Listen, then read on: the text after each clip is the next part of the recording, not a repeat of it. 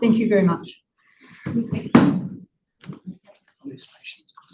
Welcome to everybody to this meeting of the Finance and Policy Committee for Tuesday 20th of May, and thank you very much to Environment Southland for lending us their council chamber while our own council chamber is undergoing some extensive improvements, particularly to our sound system.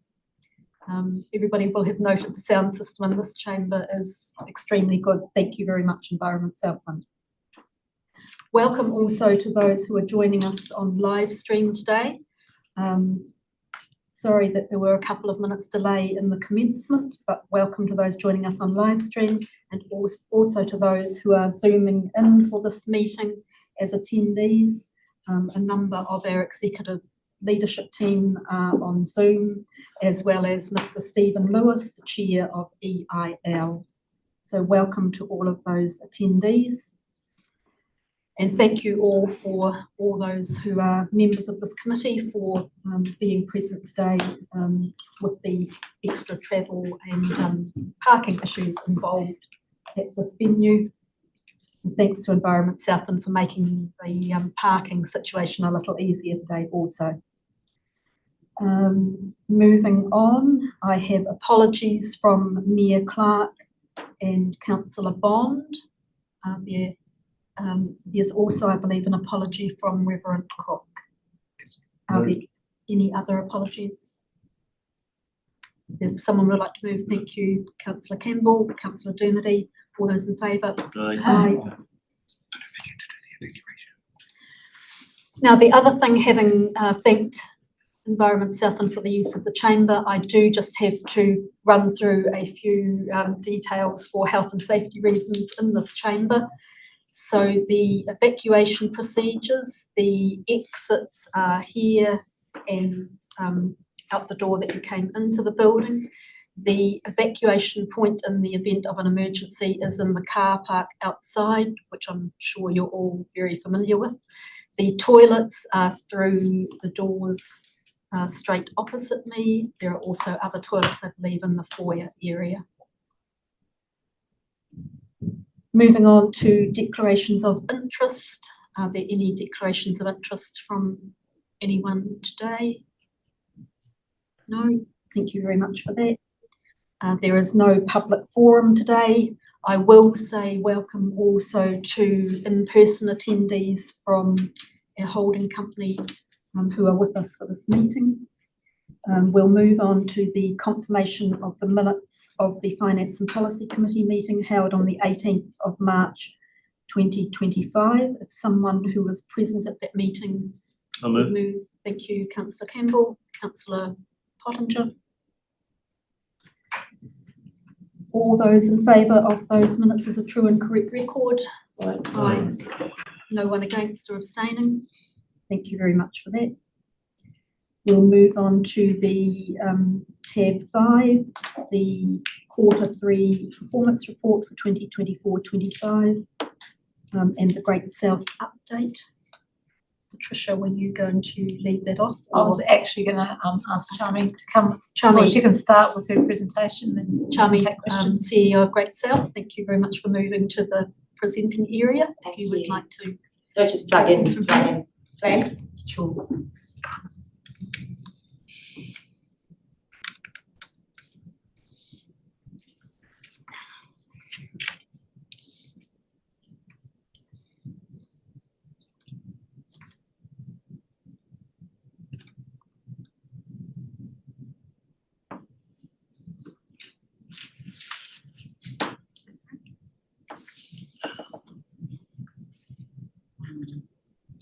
Not sure how I'm meant to share my screen.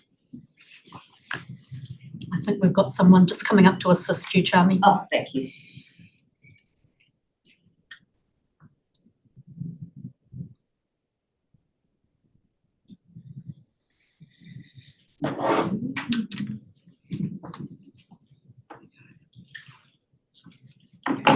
Awesome. Thank you very much, Kia ora, councillors. Thank you for this opportunity for me to speak to you about our Q3 accountabilities and achievements against the deliverables identified in our statement of intent.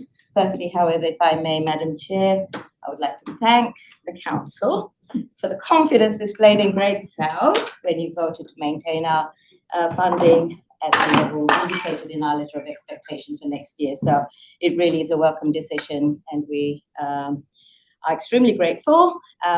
It allows us to deliver what we I think we've gained some really good momentum on the long-term plan and actioning some of those deliverables. So it allows us to continue without much disruption. And so we'll work on those key priorities for the Invercargill City Council as well as the wider Southland region.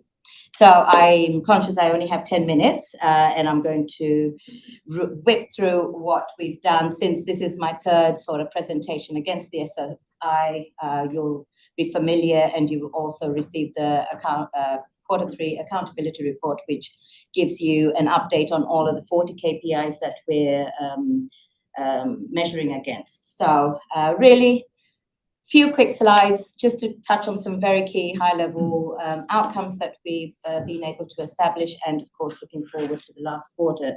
So in regional development leadership, we've got three main priority areas that we were working against: data, aquaculture, and housing.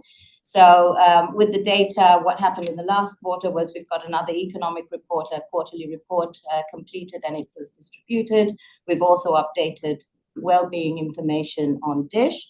The second quarterly report for tourism is also underway now, and it will be sent out shortly. What we are establishing now is a direct link where the reports will go out to the stakeholders directly, so that you don't really need to go through to Dish to look for it, so you'll know when the reports are out. These reports give us a pattern, a trend, and that will be useful for us as we start developing the quarterly reports to understand what we're doing, where we're heading, and what we're doing is what needs to be done.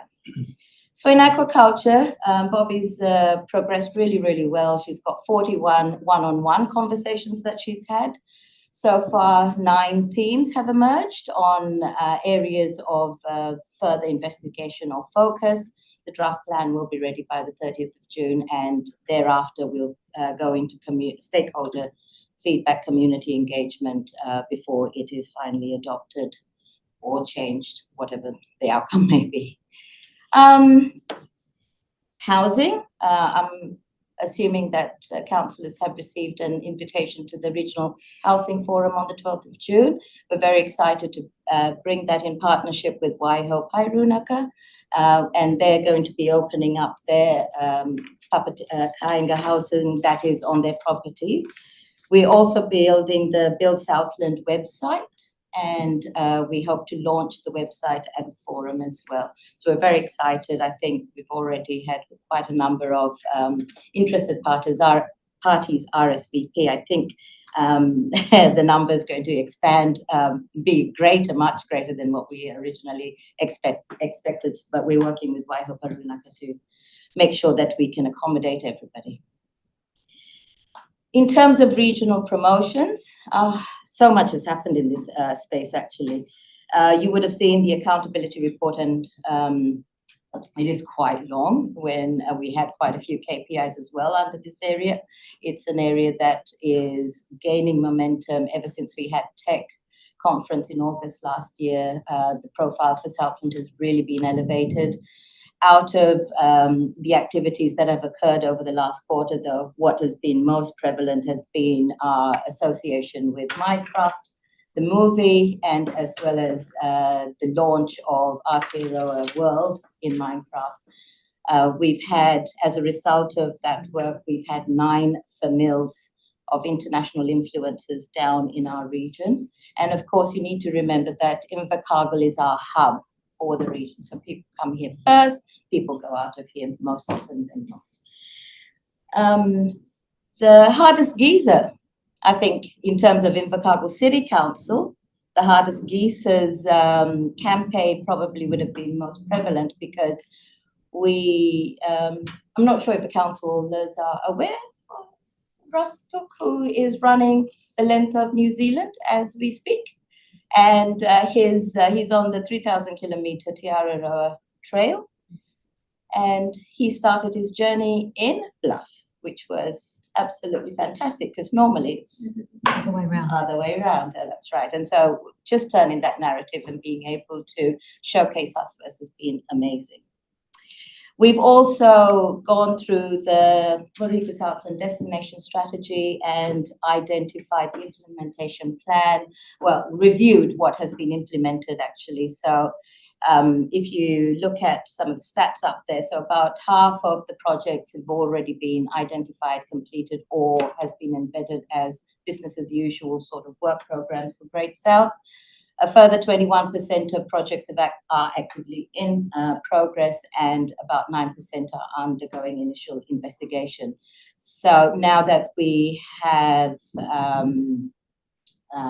more clarity around our funding, and that's all been confirmed, tonight I believe there's a Bluff Community Board meeting, and there's a workshop that my team are going to be in attendance, and they'll be looking at some of those deliverables for Bluff in particular.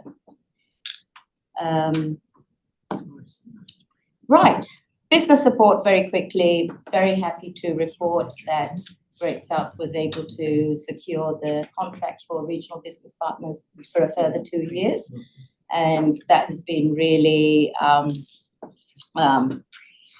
beneficial, I think, for us to now progress further to see how we can support our business community. We're also preparing to bring down Nano Girl, Dr. Michelle Dickinson, aka Nano Girl, and we're putting on a free event for the business community about rewiring our future and thriving in a tech-driven world. So hopefully we've got good, strong participation for that as well, which has been great. And finally, just on our Net Zero Southland pathway, Great South has been recertified as a carbon conscious organisation.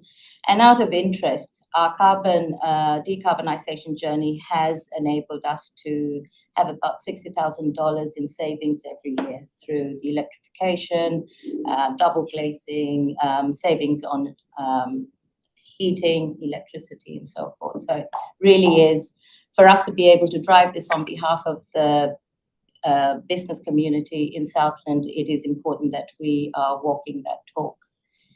And finally, I mean, we're just progressing with our regional emissions report, and a review of Net Zero Southland is also underway. And that's all I have for you today, because I wanted to keep it really short and sweet and keep to time, but I'm happy to take questions if anybody has questions. Thank you very much, Shami. Any questions, Councillor Campbell? I never know where to point I'm speaking, the microphone's up there, apparently somebody will The jump. microphone is picking up very well, so Okay. as long as you speak clearly, it will be fine. Oh, that's me stuff, isn't it? Jeremy, I think it was slide 3 that showed the breakdown of hits looking at Southland and Fiordland. And I thought the numbers were interesting because I think it was 900,000, wasn't it, Southland, and 200 and something thousand Fiordland. Correct. Is Milford included in Fiordland numbers? It is. In It is. Fiordland numbers? So do we have any more granularity than that? I mean, I'm interested that so many hits on the rest of Southland. So do we know what people are actually looking at?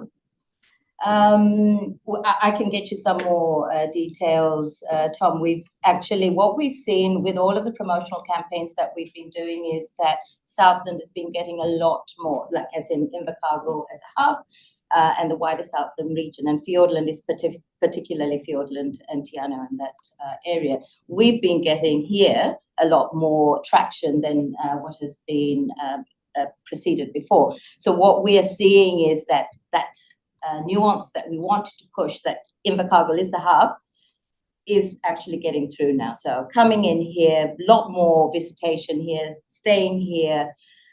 I suppose it's also with the events, because we've got a lot more events than we do.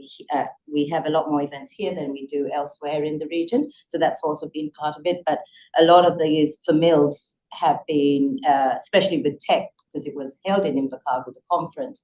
And so they use this as that hub now. So that narrative is really becoming strong, as you can see from the figures. Thank you.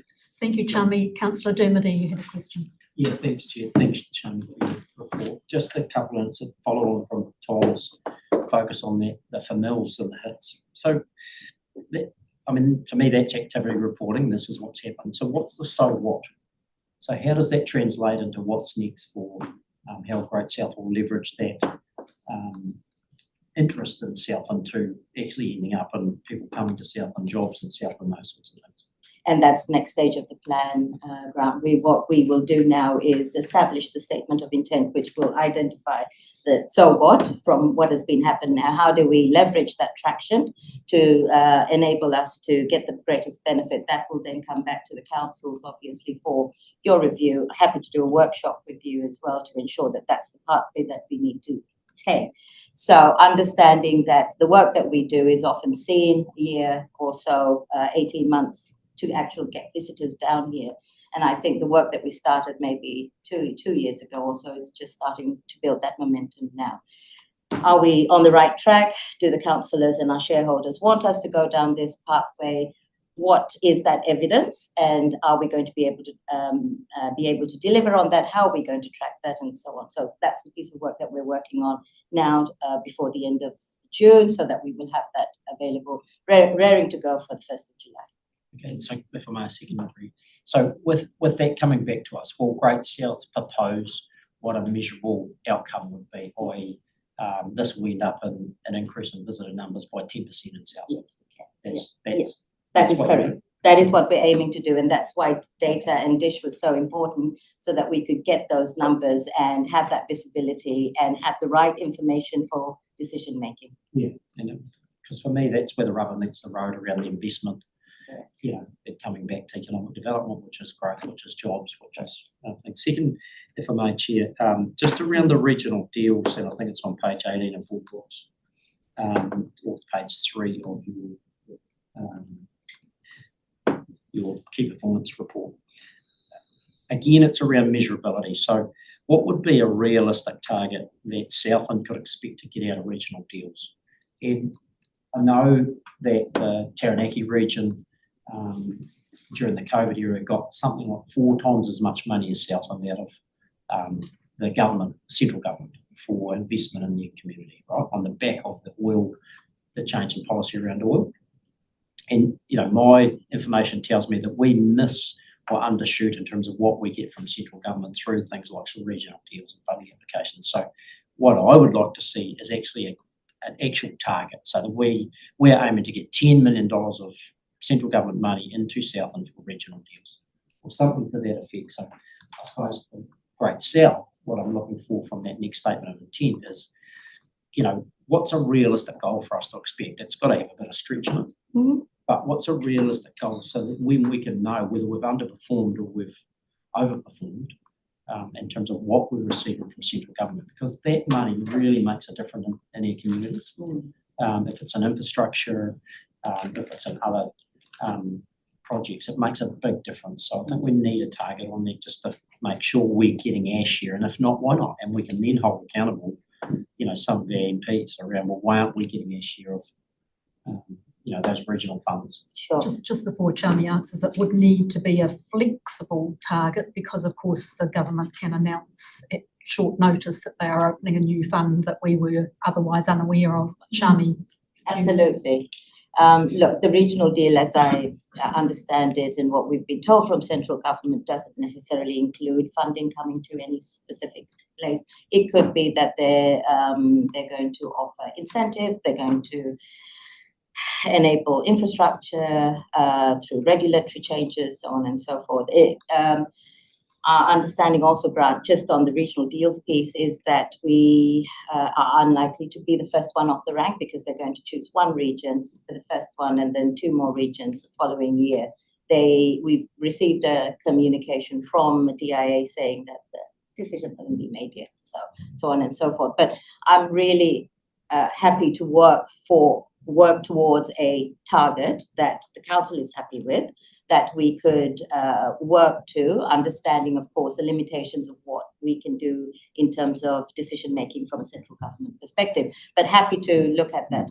Yeah, well, and I think what it does is it brings clarity to us as a region, through the different councils, that, okay, this is what we're aiming for. It's not just Invercargill City, it's across our region. As a region, we underweighted in terms of investment from central government, and we need to get our share. Absolutely.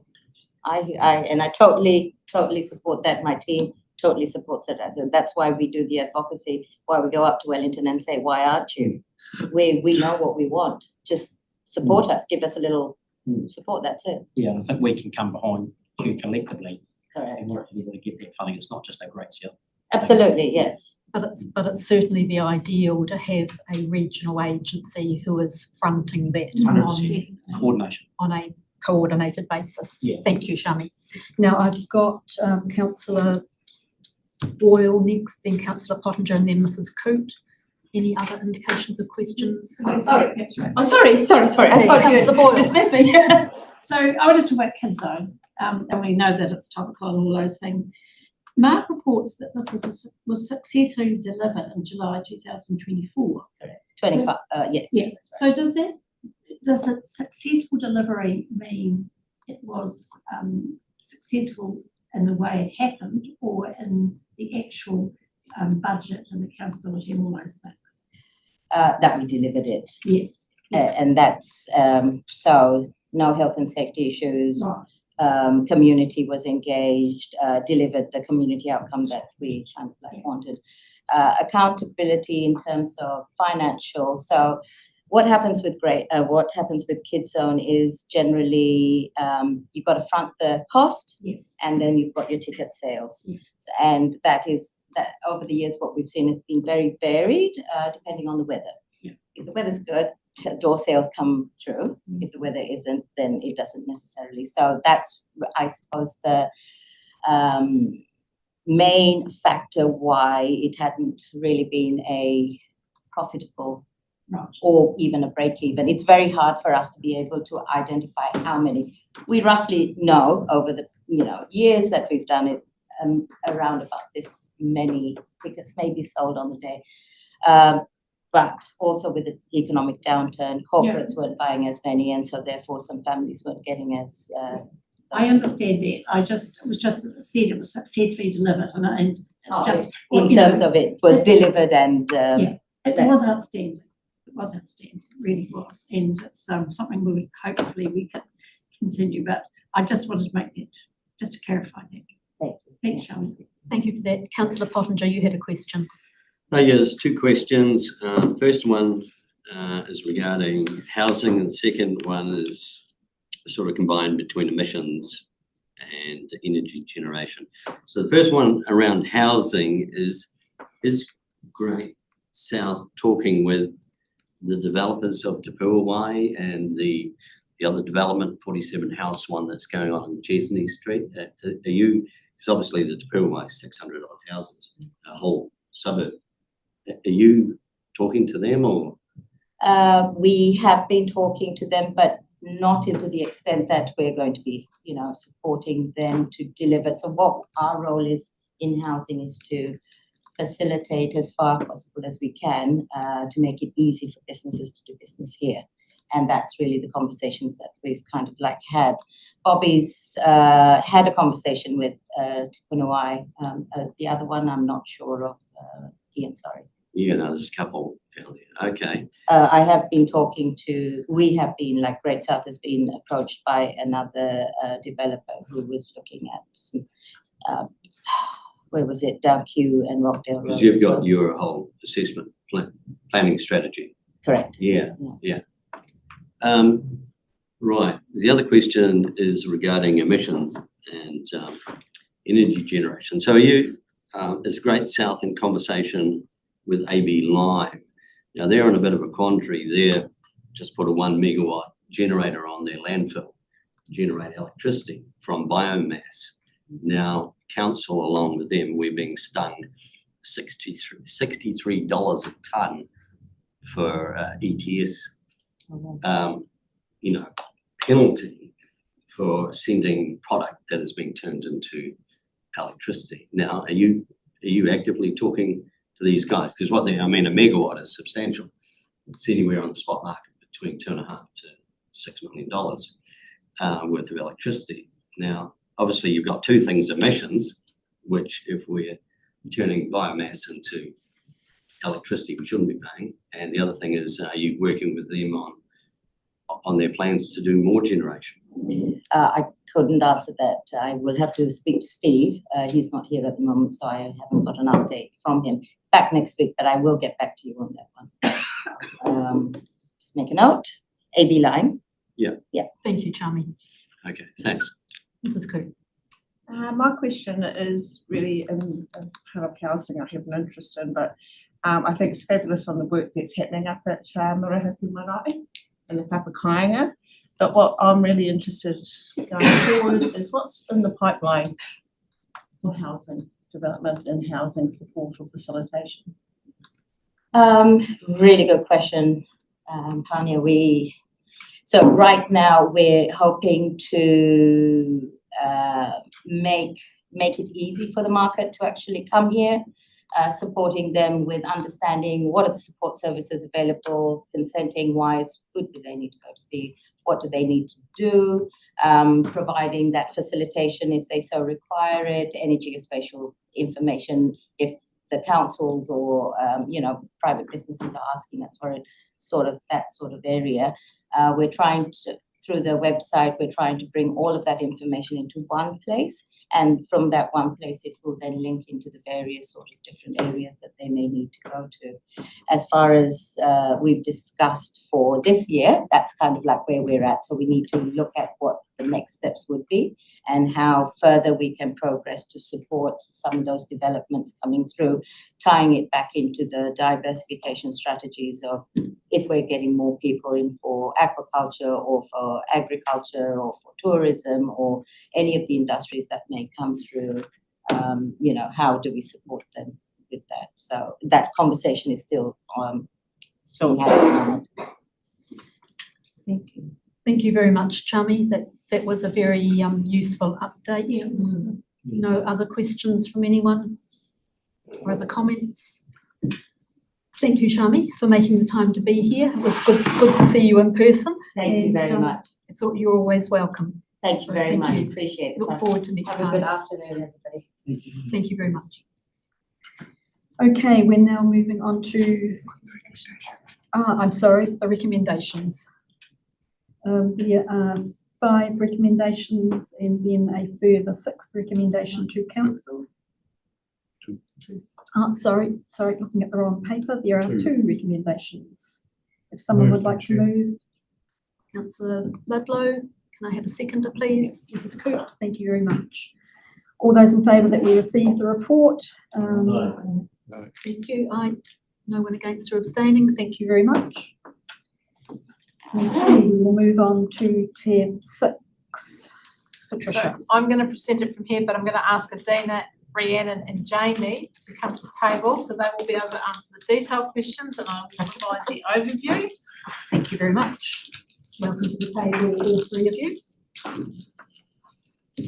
So this is the performance report for each of the activities of council for the 9 months through to 31 March. This gives both the non-financial and the financial measures across each of the groups of activities.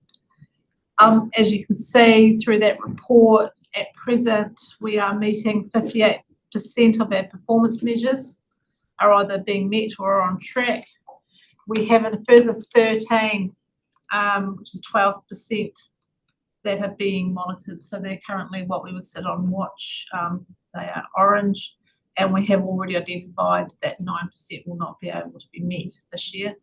That is lower than what we've had in the previous 2 quarters, so we're seeing a decline in that non-financial performance. We do note that the Q3 results for the venues performance measures were not available this quarter. We've had a shortage of staff in that area, which has meant that target has not been met. In relation to the financial measures, you are seeing year to date against budget, which reflects those changes from the long-term plan budget that have been made and approved by yourselves through the period. We are now looking better than that budget, but we are still not, the financial performance is not at the level in which we had in the long-term plan. So it's better, but not as, I still go against plan because that is what we initially agreed, noting that was, there are a couple of areas which we are looking at. Capital delivery continues to be of focus. For that first 9 months, we were at 33.5 million actually spent against the projects. That is not at 75% of where the program is, so we are behind on the program delivery. Yeah. Now I will ask the staff whether they have anything that they want to add that I have missed in my summary they wanted to raise. I will just give an update on the capital. So we are, as of yesterday, now at 47 million. So we have technically delivered what we delivered last quarter in just over a month. So this last quarter does have a big pickup in capital delivery, and we're seeing that coming through now. I will just reiterate Patricia's point that it's important to consider that in those numbers, those missing KPIs from venues just has had an impact on those totals. So we would expect to see some improvement next quarter when those are available. So just to consider, because there were quite a lot of KPIs in that area. And just generally on satisfaction, we've seen some improvement in some areas. I see that one of the reasons for the lower capital delivery was wet weather in Q2, so we have caught up quite a bit of that wet weather delay. And still catching up. Thank you. Okay. Is there any questions? Excuse me. Questions, Councillor Campbell? Can I ask about the phasing of capital works as opposed to the actual spend?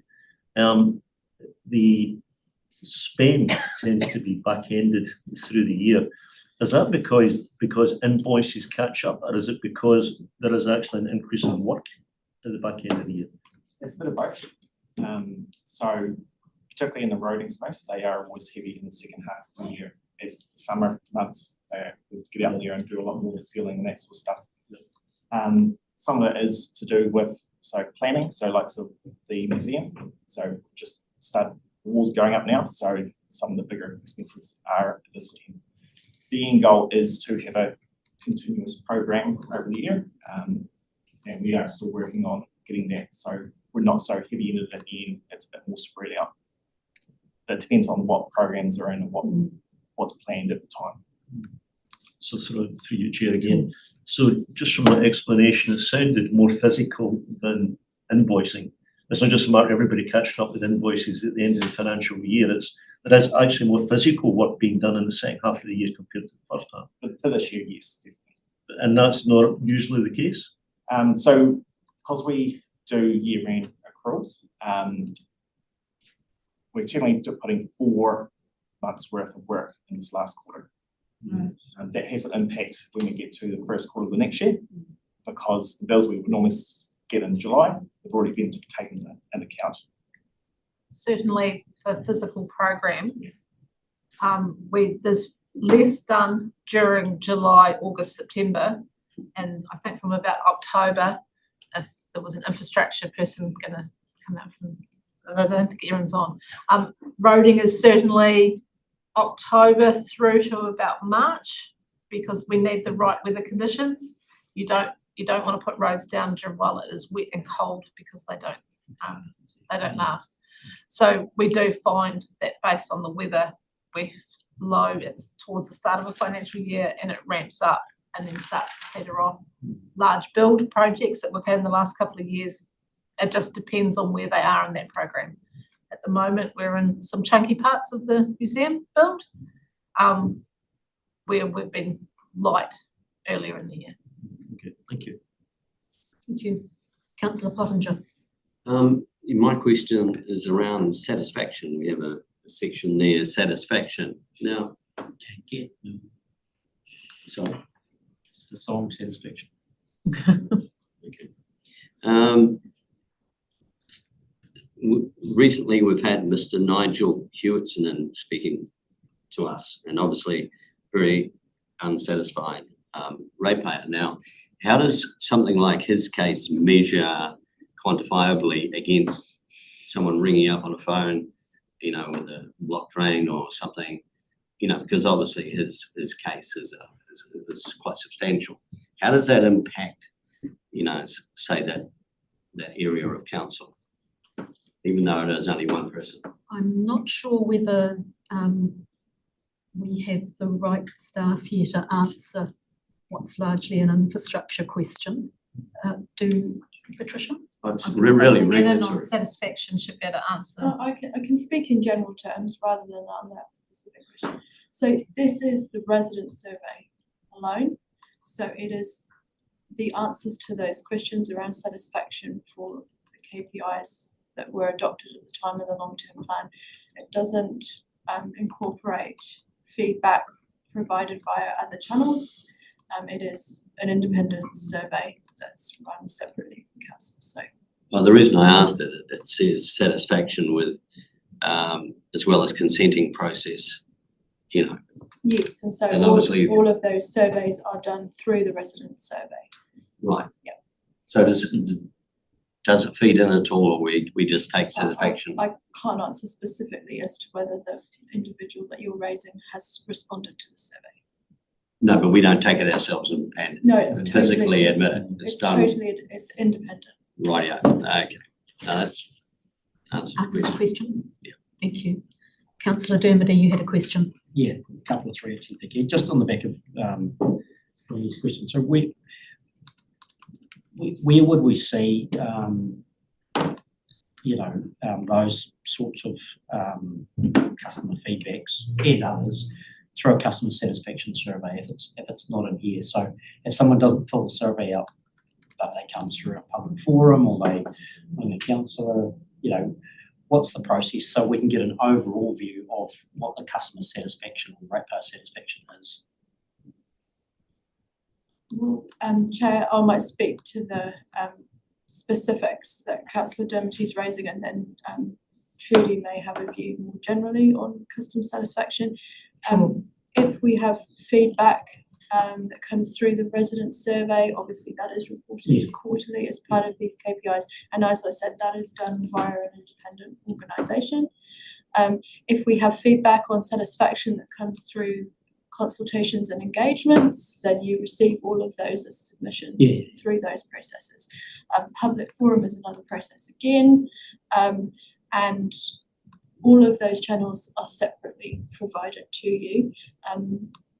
They are quite different processes. So on general satisfaction, I'm not sure if there is a GM that wants to make any comment. I was going to also add to that we do have some complaints measures sitting within our KPIs, especially in the infrastructure space, by the Department of Internal Affairs about complaints per number of connections, and that they have a defined complaint list, which is a lower level than what we would often consider a complaint. Thank you. Michael, as CEO, did you have a comment here? Thank you. Through yourself, Chair. Trisha's highlighted one area that we get those sort of complaints that come through, so we do get some feedback in relation to those. The other key channel we have is request for service, and we do have a look at those in relation to it. So we get comments on both sides, but when they're going through the survey in relation to council services, which is the survey you see in relation to satisfaction, it's a general assessment from the individual ratepayers. They may have an issue in one space, but they may be generally happy with the council services. So it does come down to the individuals when they're filling in those surveys. And just wanted to highlight those, the other channel associated to that to council as well. Thank you, Councillor Dermody. That answers what you're asking, or if you've got a supplementary Yeah, there. I've got a couple of others. Not on that, thank you. Just good to see the comments around Queen's Park. It's always good to see those. Yes. In terms of Surrey Park, the renovations there, is that on budget? That's big. It's on budget. Yeah, cool. I think it is on budget. Yes, Yeah. it's on budget. Seem to be getting an It's on- indication it's on of budget. yes, your question. Yeah, thank you. And then the relocation for the civic building, is that on track? I suppose is what I'm trying to. It is on track. There will be a report coming up to not the next council meeting, I think it'll be the following one. Right. On an update on that. Okay, sweet. And that'll include the budgetary stuff as well as the agenda. Okay, thank you. That's all, thank you. Thank you very much. No other questions, councillors? Okay, well, as I originally said, there are some recommendations to be moved.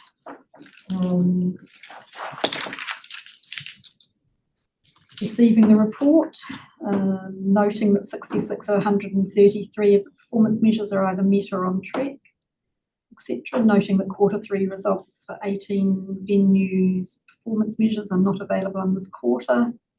Note the performance report contains provisional results. These may change as more data is accumulated throughout the year. Notes that 4 of the 17 activities have a year-to-date net operating financial performance variance lower than budget by more than 5%, and that compares to 7 in Q2. If someone would like to move those recommendations, either singly or as a whole. Councillor Ludlow, Councillor Dermody, thank you. All those in favour? Aye. No against or abstaining? Thank you very much. And then there is a recommendation to council. If someone would like to move that we approve the budget adjustments outlined and the schedule of changes. Councillors Ludlow and Pottinger, thank you. All those in favour? Aye. Anyone against or abstaining? Thank you very much. Thank you to all staff who have contributed to the report and in this case. Right, thank you for staying at the table, Rhiannon, because we are moving on to tab 7, policy update, procurement, road naming and CCTV policies. Thank you, Chair. I see you've got someone else joining you at the table. Yes, Hannah's just joining me as well. She's you. looked in some of the detail of this, but so if you have questions, she can assist me.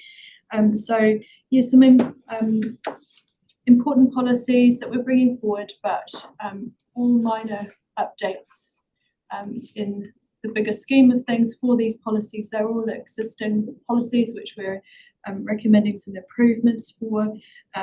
So first of all, the procurement policy, you'll recall that's been in place now for a number of years, and this is really an opportunity to streamline this policy, bring it into line with latest central government practice, to incorporate the public liability and professional indemnity insurance requirements, which was sitting in a separate policy. So really just for efficiency, bringing those together, and just improve some of those aspects around risk management and record keeping.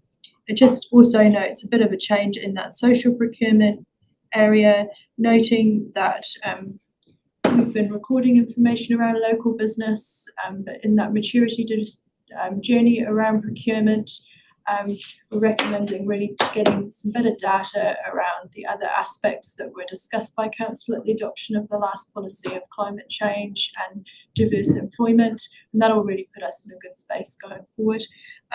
So before I move on to the road naming policy and the CCTV policy, Patricia, was there anything you wish to add on procurement at this point? I think for councillors to be aware, this has, you're aware we do have a new procurement manager. She has reviewed this. The officers have been through it. There's been feedback from there, which has resulted in us tweaking some things and making it a much easier to operate policy. It's not as long as what it once was. We have been very clear about what we consider to be emergency procurement. It's always been considered to be an exception to the policy, but now we're actually being very clear about when something is an emergency. And so at what case you can then work around the policy. And so then secondly, the road naming policy, you will no doubt recall discussions at a previous infrastructure committee, I feel like it was, around a specific road naming options that have been brought forward. So we've had the opportunity to continue the korero with our mana whenua representatives and just recommending here a streamlined process so that we can essentially move from the position that we were in before, where it was optional to include a Te Reo Māori name as one of the 3 options to be put forward, to actually move into a position where we've got a small streamlined process so that it's practical to say, hey, one of those names should be in Te Reo Māori. And so this policy just tidies that up and outlines how that would happen. And then thirdly, the CCTV policy, where we are just making some minor updates just to bring that into line with the practice now that those cameras are online and present for the community. So happy to take any questions. Okay, councillors, if there are any questions, I've got Councillor Pottinger, Councillor Dermody and Councillor Campbell. Councillor Pottinger. Thank you, Chair. Now, with the road naming policy and the Te Reo name as one of 3 options, do you need that name to be okayed by local Māori if it's going to be accepted first? You know, like even though it's one of the options, do you need to make sure the name is suitable to be used? So through you, Chair, yes, absolutely. We've had a lot of discussions about what is appropriate tikanga and how can we make sure that the names reflect Mataranga Māori in the region. And so previously it was suggested at the time of the adoption of the last policy that a list would be developed, but having had those conversations, that's not pragmatic because of the importance of the road names being specifically relevant to smaller areas than the whole district. And so hence the process now outlined enables council to support developers, connecting them with our mana whenua representatives to provide that feedback and provides the time frame. So in rare circumstances where that wouldn't be able to happen, in those cases the committee might receive 3 names, all of which were in English, but that should be a very rare circumstance, and we've agreed that this is a pragmatic approach and should result hopefully in the outcome that everybody is wanting to see, or certainly that has been the steer provided to us from previous committees, that we would like to see more Te Reo Māori names ultimately utilised through the district. Thank you. And Mrs. Cook, can you just confirm that you're quite comfortable with the wording as it's? Yeah, there was one bit of wording that I probably was going to ask you about, was around the option of actually using people's names or people that have lived there for generations or something like that. It was written within the policy. I just can't find it right now. I just thought living person's names are not a preference at all. It's not a preference. Excluded. It's more around the whakapapa of that land and where it is and what it means to us. Thank you. No, Thank I'm you. comfortable with that change. Thank you. Thanks very much. Councillor Dermody, you had a question. Yeah, thanks, Chair. So, or 2 actually, one on the naming. So is there clear steps so that a developer knows how they move through those processes, including engaging iwi mana whenua? Oh, sorry, runanga or mana whenua. Like, is it clear to them when they've got to do that, how they do that, and the timing of that? I know the 20 working days notice. Yes, so absolutely, we've had discussions with the 2 teams, both planning and property records, database management. So those would be the 2 entry points for which developers kind of open this conversation within council, and it will be that we as a council team will connect that developer to either the representative for Aotearoa or Waihopai, or both, depending on what is relevant to the situation. Secondly, around just the policy with respect to CCTV. So there was a bit of feedback through the consultation when we did that, I think last year or the year before, was it around people being a wee bit sensitive around, capturing images in public. So at some point have we got a review of how functional that policy is and if it's working well, or if there's any gaps in it at some stage in the future? We've got a policy review, or just fall into a normal policy review cycle? Because, Chair, I think it's important for us to just reassure public that, hey, the policy is effective and it's working well, or if it's not working and there's some glitches and gaps in it, and sometimes that can happen, then that's addressed as we move through. So are you suggesting perhaps an annual check-in to ensure that this policy is fulfilling that particular criteria? Yeah, well, I mean, it is a sensitive area in my view. So, maybe initial first 6 months, okay, it's been up and running. How's it functioning? Is it functioning in line with how we thought it would with respect to policy? So that we can get, what we don't want to do is get down the track and then all of a sudden, you've got this right and it's causing an issue for how we thought it might enact. Thank you. So through you, Chair, this policy is on the recommended cycle for all the policies for a full formal review, which is 6 years. We have done the 1 year review, which was from the initial implementation of the policy, and that's what we're bringing forward here now. I would just caution that we have only limited policy resource within council. Our approach for this policy would be exactly the same as for all others. When there are legislative changes or other operational changes that require we review a policy ahead of the schedule, we do that. But I would caution about moving to a review cycle that is shorter, because that does create additional workload and we would need more resource. So I referenced the parking meter thing. Well, we got that wrong, and as a result of that, we collected revenue that we had to subsequently work through a process of reimbursing the public for. So, I think it's an important area, and I think we wouldn't be reviewing it every 6 months. My proposal was that because it's new, and it's on the back of that feedback with the public saying, hey, we're a bit nervous about this, cameras in public.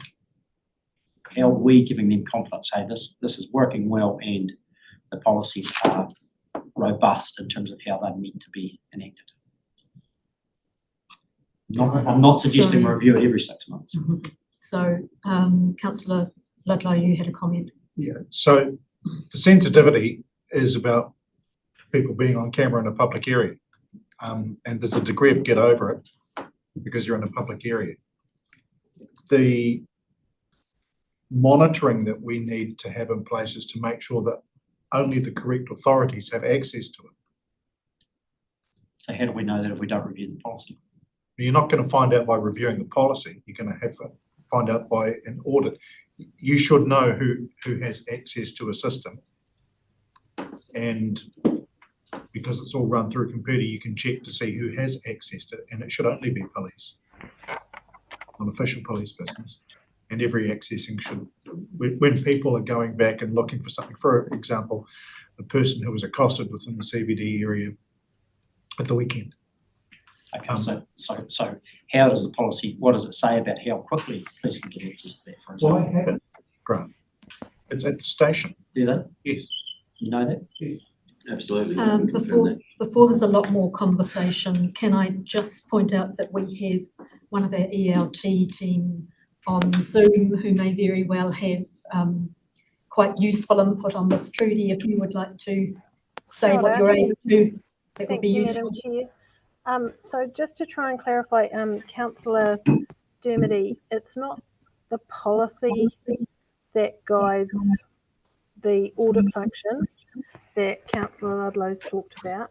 That's actual set in legislation, which is what we have to do as part of the Privacy Act as our obligations, is that making sure we have a process where we record where there's requests for information and that the information is given out appropriately as per our standards. The same as if someone wanted to have a copy or they wanted to listen to a call that we record as it comes in for training and quality purposes, they can apply to us and we can sit down and take them through the call. So I'd probably argue that it's not the policy we need to keep an eye on, it's the operational procedures and adherence to that, and that's part of what our privacy officers are making sure that they're aligning with the business units that are responsible for those to make sure the right checks and balances are in place. Does that answer the question a little bit? That because the policy is aligned with the legislation in terms of what we need to do as an organisation that has CCTV. But equally, won't the policy give effect to the procedures? Shouldn't they? Or the policies? It's it's nuanced. So the policy guides us and has principles, and then we set those procedures. So if we need to audit to make sure that we're only dealing with privacy requests in the correct way, we don't compare to the policy, we compare to what the procedure versus what happened. So Trudy, would it be fair to say that if we had contact from the Privacy Commissioner to inform us that there were a series of complaints about privacy issues with our policy, that would probably trigger a wider investigation and a deep dive if it was related to our policy. And that is definitely a backup safety valve for the policy. Well, yeah, it's for anyone in the community. The Privacy Commissioner is there for anything to do with anyone's privacy for any organisation. Thank you. But equally, on the other side of it, is it working effectively, for the police? So can they access it? Footage, okay, they may see it at the station, but they can't access footage from 2 or 3 days ago, or can they quickly enough for them to be able to do their job? So I don't have that feedback, and don't have that. So I understand that the team that look after the different, because there's different CCTV systems, they have processes in place to get that footage as fast as possible and follow all the correct rules that they should to get it there to do that privacy request, because police still have to order it, but they can ring us. I understand they can contact us and we can make sure that we keep the recording for longer than the 28 days while we go through the right procedures to give them that information. Councillor Dermody, my understanding of the way the policy is written is that the police would be able to very rapidly alert us through a correct procedure that they needed longer term access to a particular photographic recording that had been taken by one of our CCTV cameras, and that would then be kept for whatever length of time was necessary for the police procedure.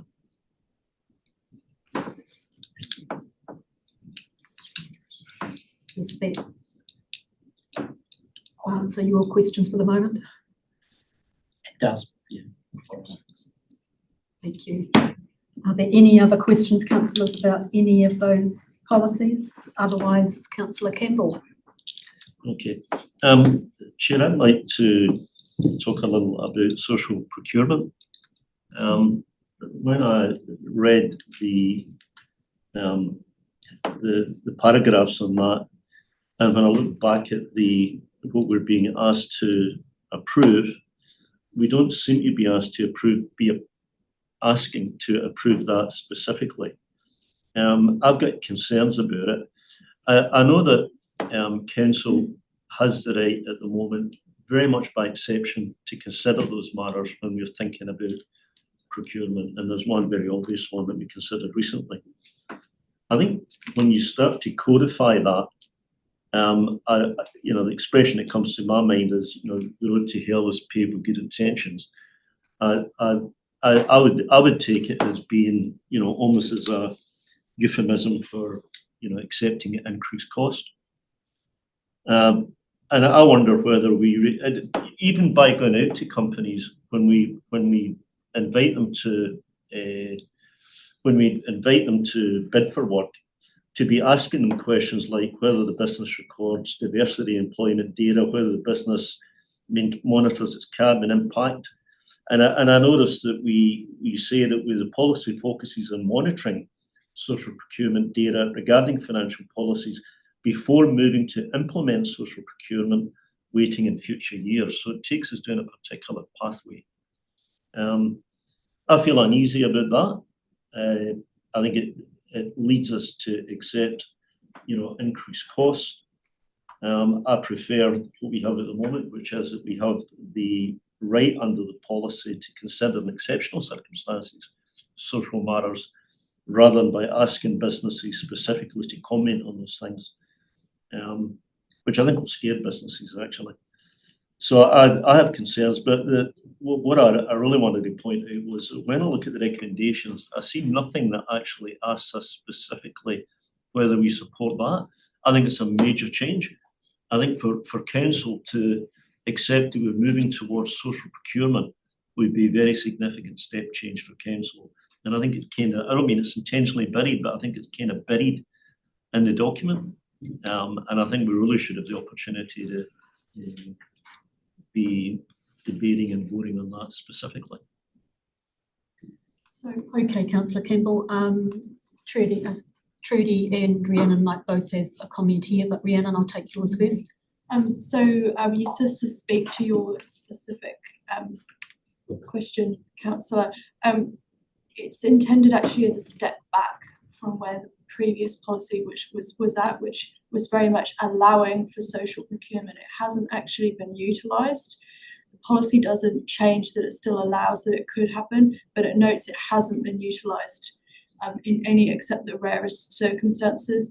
And so based on the earlier workshops and public consultation, which was around that social procurement piece, we're suggested, well, we haven't actually been able to implement it in the procurement maturity journey we're on. We don't even have the data to be able to assess, do we actually know that local businesses, for example, do record their carbon impact or do record their diversity aspects for employment. So it's suggesting, hey, let's at least find that out in the first instance as a first step based on the previous discussions, which was we do want to be able to do this and move in this area. So if that wasn't clear in the report, I certainly apologise for that, because while there was no legal requirement to consult at the adoption of the first policy, those councillors that were around the table then for those discussions will recall we did, because of those social procurement pieces coming in.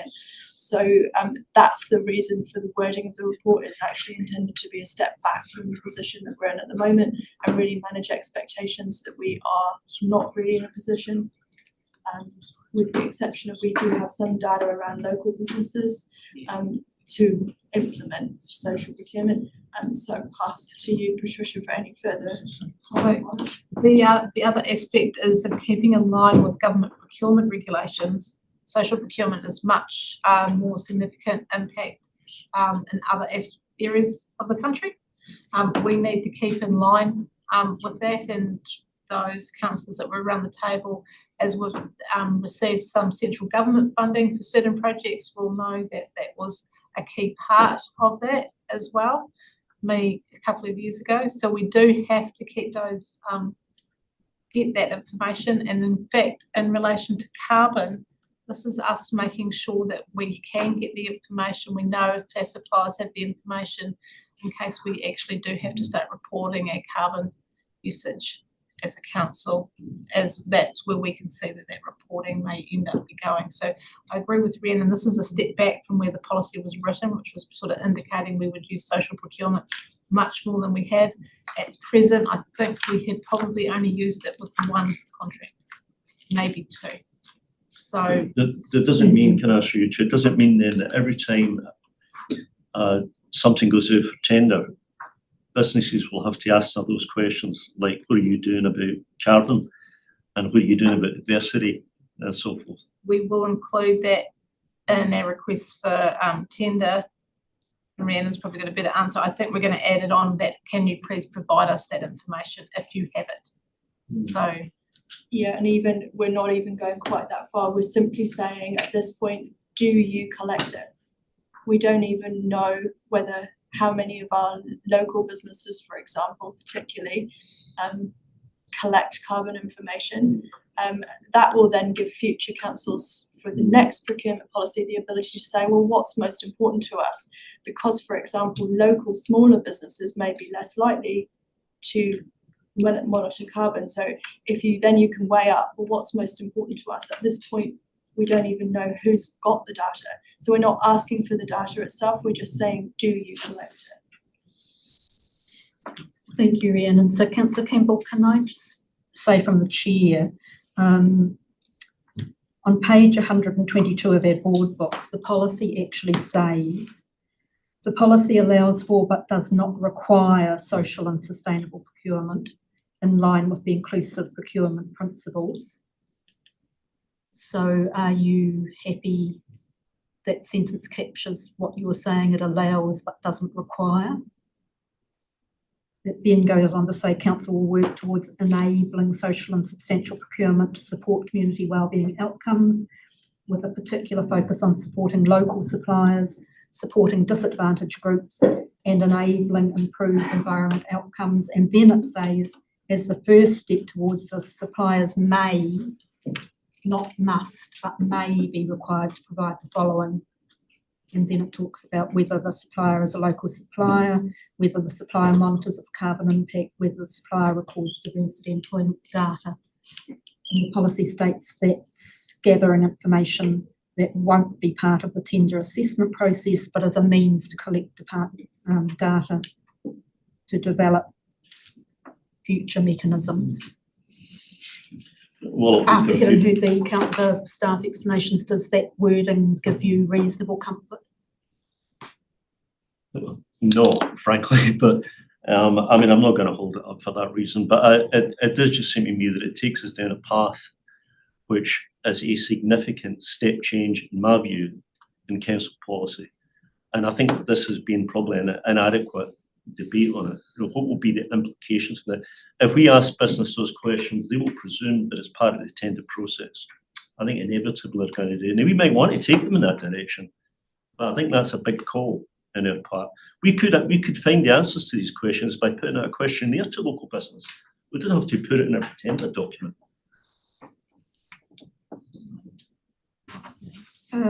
I think staff, Patricia, you might have a comment on that. How we go through a tender evaluation, it very clearly says here that this information does not form part of the tender evaluation. So if we've gone it to market and this is information we have requested, we will very clearly say this will not form part of your tender evaluation. We want to know if they have that information. If we know that they've got it, we may actually ask for them to provide it so that we can get our carbon impact, or we can actually we get some assessment of the diversity of employment. But it's very clear here that we wouldn't put it as part of the tender evaluation. If it is, it would be very clearly spelled out in the procurement plan and in the tender documents what was being evaluated and what wasn't. So if there was a procurement that went out that we wanted this to be an important part, then it would be very clearly in the procurement plan and in the tender evaluation. But otherwise it would be equally clearly stated that this requested data does not form part of the tender assessment. Well, personally, I think by asking the question, it implies that it does. Otherwise, why would you ask the questions? So, but Chair, I've made my point, so I'm happy to carry on. Okay, Councillor Campbell, I think it will very much come down to the wording when that question is asked and the information that's given to the companies. Councillor Ludlow, you had a question. No, I had a statement. I think if somebody misreads the document, they're probably the wrong person reading the document. For somebody who's looking to sell us stuff or have us procure stuff through them, there's a degree of leadership in asking the question and that it's signalling to businesses that are these things that you're thinking about. And an example of that is the former events committee, where we would ask applicants, did they, at the event that they were seeking funding for, have healthy food options available? It wasn't a closer if they didn't, but it was just there as they were going through the process of filling up from going, oh, we hadn't thought of that. And they can make arrangements. So there's a degree of leading people to consider those options, but it was quite clear that it wasn't a requirement. I don't think this is any different.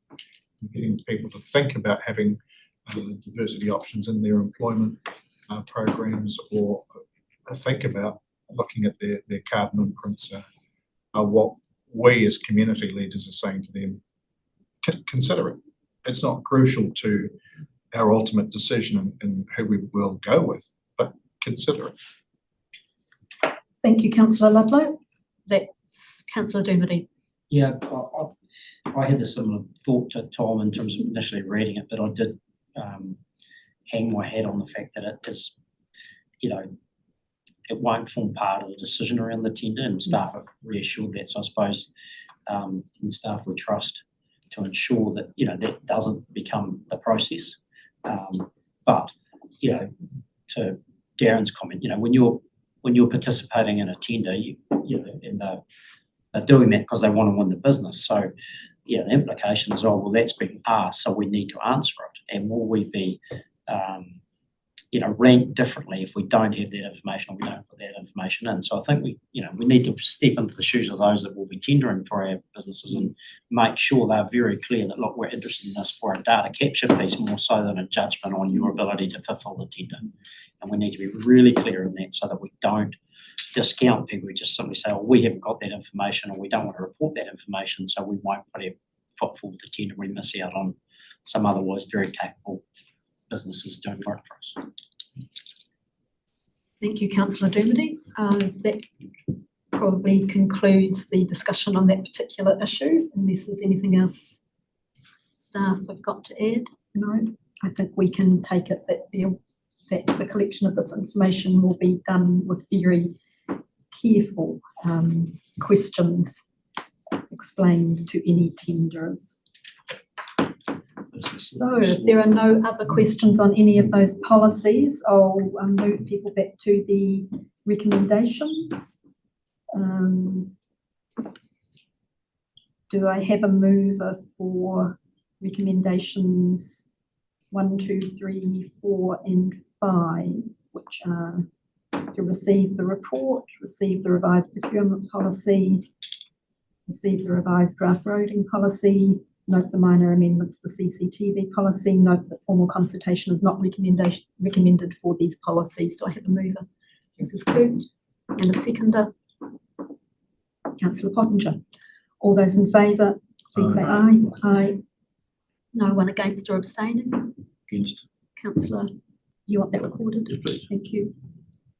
Councillor Arnold has asked for recording against, and then there are recommendations 6 to 9, which are recommendations to council. I'll take those as moved either singly or as a block. Chair, could we do them singly? Councillor Ludlow. Could we do them singly, please? Okay, you've asked for that before. Someone seconded Councillor Ludlow's move of them as a block, so we will do them singly. Can I have a mover for recommendation 6, please, that we adopt the revised procurement policy? Councillor Ludlow, Councillor Pottinger. Thank you. All those in favour? Aye. Anyone against or abstaining? Councillor Campbell, you're against? Number 6. And you want that recorded? Yep. Okay. Okay. Can we move the other Recommendation 3? 7. Can we move the other 3 then as block? I'm sorry, can I hear you? Can we move the other 3 as a block? So we moved number 6 as a single. Can Councillor Ludlow, can I call for a mover of the other 3 as a block? Councillor Ludlow, you're moving that way. Councillor Pottinger? Yep. Seconding. Thank you. All those in favour? Aye. Aye. Anyone against or abstaining? Thank you very much. Okay, we are now moving to tab number 8, policy update, submissions, media and social media and privacy policies. And we have the same 2 staff members at the table. Thank you. Thank you again, Chair. Yes, the policy team, we have been quite busy for the last few months. So I'm just going to speak briefly regarding the submissions policy and then pass to Hannah just to provide a little bit more overview, and then again we can take any questions. So really both the submissions policy and the media and social media policy are an opportunity to codify current practice and bring this to you as a governance group in order that we can provide transparency and consistency for the public for how their submissions and will be managed. Really, it's driven by technological change. Submissions historically used to come in really only via post or in hard copy. It's quite a different environment. Legally, people's names and their full addresses would go into the agenda. There was much less transparency just because of technology, and so less data and privacy concerns. Reflecting that changing environment, we feel it's timely really just to codify this practice and bring it to you in policy form, because it is really consistent with exactly the practice that we are following. We're not recommending consultation on either of these policies. The submissions policy reflects all the information that we provide submitters through the Let's Talk platform, and the social media policy also is reflected in the guidance that, for example, on Facebook, that the communications team provide. There are a small number of practice changes that we're proposing, and we actually trialled through the annual plan for the first time, which was you will all be aware when you receive the submissions for any process that we're following, we also provide a social media report. So you do see all comments that have been provided on social media. And there is some confusion amongst the community where they feel like if they've commented on social media, okay, I've made my submission to the council.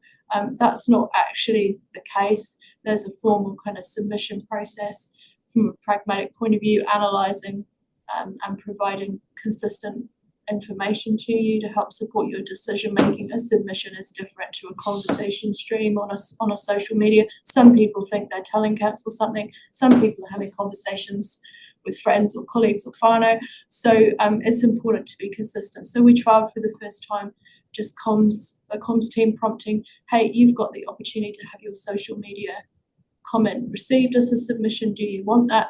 That was not taken up by anyone during the annual plan, but we're proposing just for consistency to provide that, because we really do take any form of submission. If someone rang us and wanted us to type it for them, we do that. We have posts, we have email, we have the Let's Talk platform, we have the submission boxes, we have the postcards. We have a lot of ways, and we try to make it as open as possible.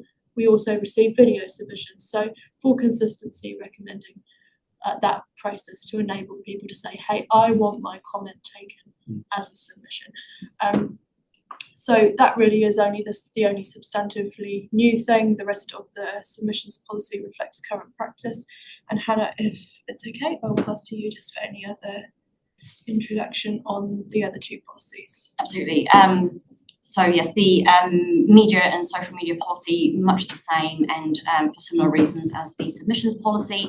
Obviously, our comms team handle media inquiries all the time and have been doing for a very long time. But it's felt just with the rise of social media as an important tool that we use, that side of things specifically be addressed, and as Rhiannon said, allow yourselves as governance to have oversight of things like the message that we give out to people on platforms like Facebook about those community standards, sort of expectations that we set out, and the reasons that conversations would be moderated or comments would be hidden, and that sort of thing. So again, no change to practice for relations with media or interactions with social media, but codifying and setting it out for transparency and awareness raising, so that you all can see it, and hopefully members of the public can see it and have a good understanding of what we do. And then the other policy that's mentioned in this report is the privacy policy. And again, this is a very, very minor sort of admin update, but there is a new privacy@ICC email address that we've added in, and we've just updated the roles mentioned in the policy in line with current officer delegations. Okay, thank you. So largely the first two are codifications of current practice, and the third one is a very minor admin update. Do I have any questions from any councillors? Councillor Campbell. So I support all of them, Chair, but could I just ask a question on page 3 of your report, which is 158 board books, in the very last sentence on that page, when it talks about submissions, it says there are no restrictions such as age or location. I mean, maybe that's always the case, I've never been aware of, but does that mean that someone from Auckland can submit on and that's always been the case? Okay, we just don't normally see them, is that right? Councillor Campbell, remember that someone from Auckland might very well be a non-resident ratepayer or have been a non-resident ratepayer in the recent past. Well, So I there may be I many never meant, I reasons. meant somebody who's not a ratepayer lived in Auckland. Clearly, if somebody's a ratepayer and they live in Auckland, it's So yes, through you, Chair, just to clarify, there is no restriction on either being a resident or a ratepayer. Anyone can submit as part of the process. We ask people to provide their location so that you can utilise that in your decision making.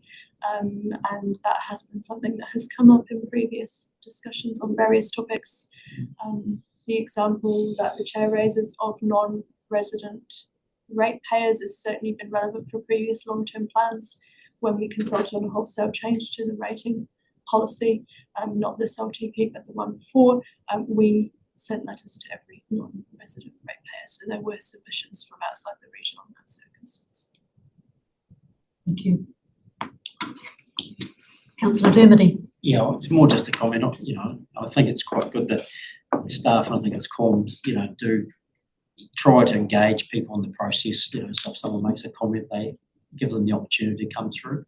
And I think that's important because, we get people turning up to public forums or coming to present to us who, it's difficult for them to come. And so, I wouldn't like to see where it's just easy for some keyboard warrior to sit there and sort of launch a sort of, I don't know what. So I think there has to be some process where people have to commit to sort of, putting their view forward in a process that is a bit more structured than just sort of having a rant on a Sunday night on the couch on Facebook. So, I think that staff are commended by they're trying to engage people in a robust process. But it's a challenging area, I suppose. It's a balancing act, and what staff has presented is a very fair balancing act to make it easier for people to submit. Hopefully, as indicated in the report, lessen the number of redactions due to inappropriate language and such like that. Sometimes people try to slip in, but widen the ability for people to feel that they have had their say. So my own feeling from the chair is that staff have the balance of the policy intention very well put down here, and we can only monitor how that goes, and when the policy comes up for review, evaluate at that stage, but definitely with the way the changes and the way people submit and the changes in social media, we do have to move with the times. Any other questions or comments from anyone else? I'll direct you then to the recommendations. So there are 3 recommendations to pass, and then 2 further ones recommended to council. So the first 3 are: receives the report, notes the minor amendment to the privacy policy, notes that consultation is not recommended for either of the new draft policies being presented. Councillor Dermody, you'll move all 3 as a block. Thank you. A seconder, Councillor Ludlow. Thank you. All those in favour? Aye. Aye.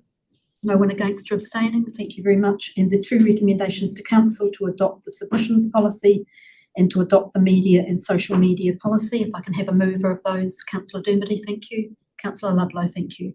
All those in favour? Aye. Aye. Anyone against or abstaining? No, thank you very much. Right, tab 9, the financial update as of the 31st of March. Thank you to both of you for your submission. Jamie, welcome to the table. And Tricia and Jamie, please take it away with the report.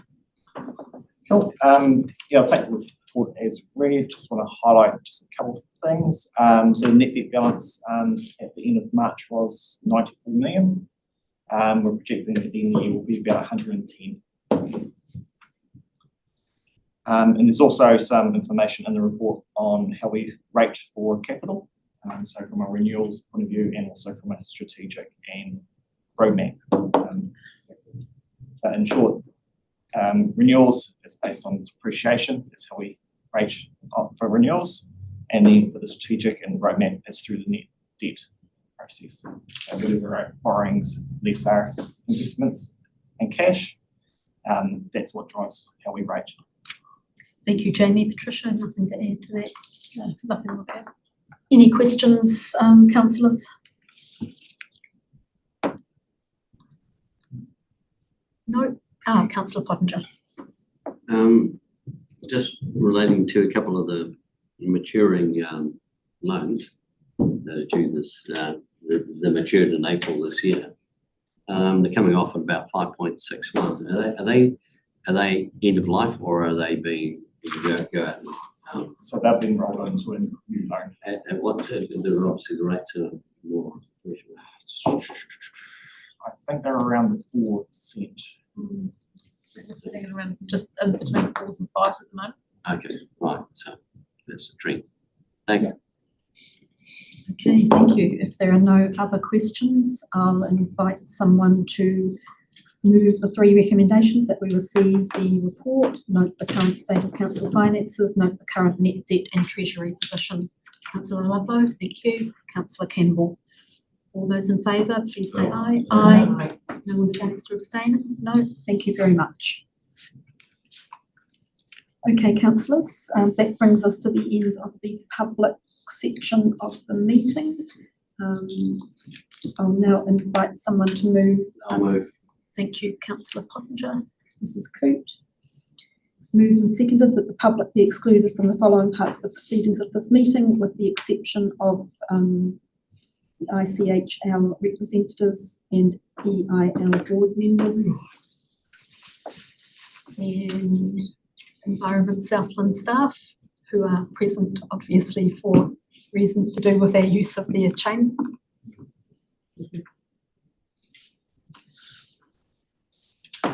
So we've had it moved and seconded. All those in favour, please say aye. Aye. Aye. Thank you. Thank you very much to those who have been attending on live stream. We'll now pause while we move out of live stream and